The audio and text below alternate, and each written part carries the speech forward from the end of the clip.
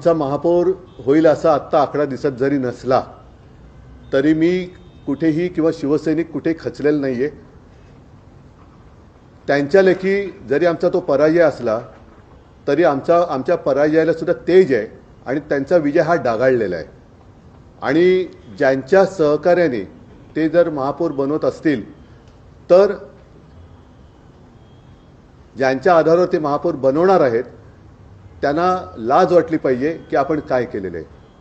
त्याच्यामुळे मला काही हा प्रश्न पडलेला नाही आहे तो बसावा न बसावा, पण ज्यांची मदत घेऊन आणि म्हणे बाळासाहेबांचा विचार हा शिवसेनेचा महापौर बसवणे हा आहे आणि ती शिवसेना असली ही मी बघतोय.